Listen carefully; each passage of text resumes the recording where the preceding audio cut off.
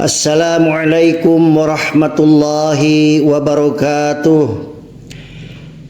Alhamdulillahi rabbil alamin wal aqibatu lil muttaqin fala udwana illa 'alal zalimin. Asyhadu an la ilaha illallah wahdahu la syarikalah wa asyhadu anna sayyidana wa nabiyyana Muhammadan abduhu wa rasuluh al-mab'utsu rahmatan lil alamin. Allahumma salli wa sallim wa barik ala sayyidina Muhammadin wa ala alihi wa ashabihi wat tabi'in wa tabi'it tabi'in bi ihsanin ila yaumiddin. Amma ba'du. Bismillahirrahmanirrahim. Rabbi shrah li sadri wa yassir li amri wahlul 'uqdatam min lisani yafqahu qawli. Saudara-saudara kaum muslimin wal muslimat rahimakumullah. Pertama-tama marilah kita panjatkan puji serta syukur kita kehadirat Allah Subhanahu wa taala yang telah memberikan kepada kita nikmat iman dan Islam, nikmat kesehatan, kekuatan, panjang umur sehingga kita semua dapat beraktivitas pada hari ini. Salawat dan salam tidak lupa kita haturkan kepada baginda Nabi besar Muhammad sallallahu alaihi wasallam, kepada keluarganya, kepada sahabatnya, kepada tabi'in, atba'at tabi'in, hatta kita semua sebagai umatnya mudah-mudahan mendapatkan syafaatul udma fi yaumil qiyamah. Saudara-saudara yang dirahmati Allah,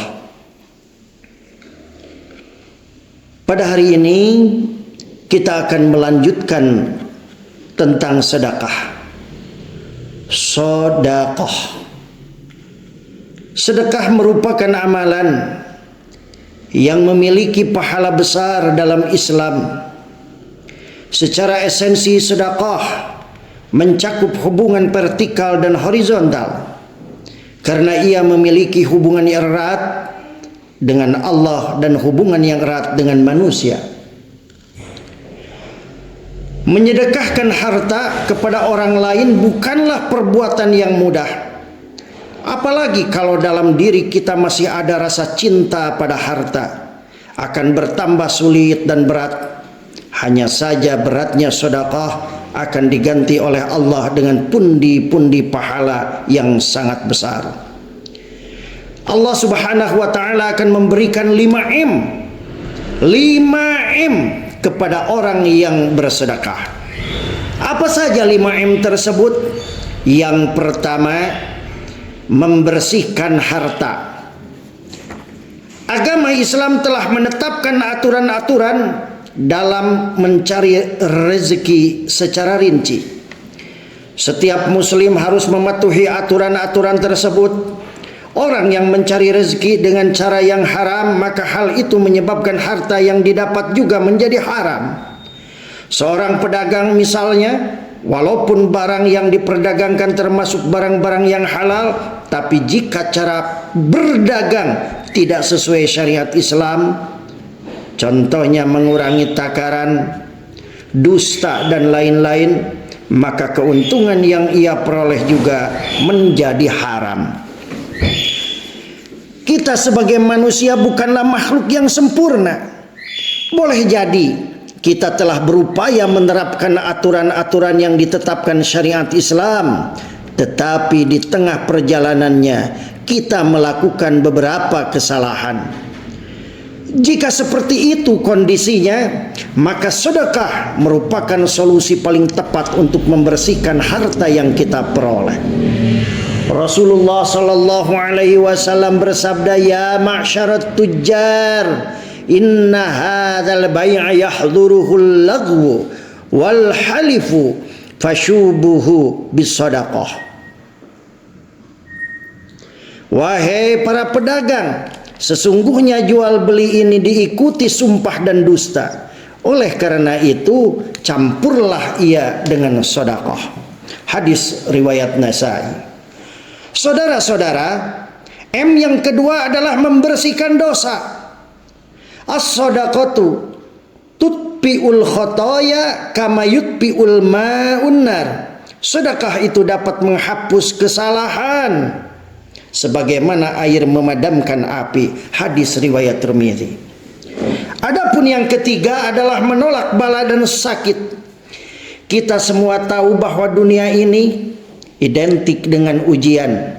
Ujian bisa dengan kebaikan atau keburukan. Setiap penduduk dunia, besar atau kecil, tua atau muda, pasti akan mendapat ujian. Orang yang hidup di dunia ini tapi tidak ingin mendapatkan ujian, bagaikan orang yang menceburkan dirinya ke laut tapi tidak ingin basah oleh air. Kenapa demikian? Karena ujian dan bencana bersifat pasti. Maka yang bisa kita lakukan hanyalah meminimalisir atau berusaha menghindari ujian bala tersebut. Pasalnya Allah memerintahkan kita untuk berikhtiar, untuk berusaha, dan salah satu cara untuk menjaga diri dari bala, salah satu cara untuk menjaga diri dari ujian adalah sedekah.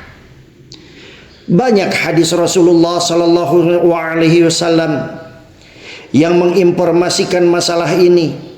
Di antaranya sabda Rasul, qala Rasulullah sallallahu alaihi wasallam, dawu mardakum bis sadaqah wa hassinu amwalakum biz zakah wa a'iddu lil bala'id du'a. Obatilah orang sakit di antara kalian dengan sedekah. Bentengilah hartamu dengan zakat dan persiapkanlah doa untuk menghadapi bala. Hadis riwayat Baihaqi. Saudara-saudara yang dirahmati Allah, adapun yang keempat, keempat adalah mendapat doa malaikat.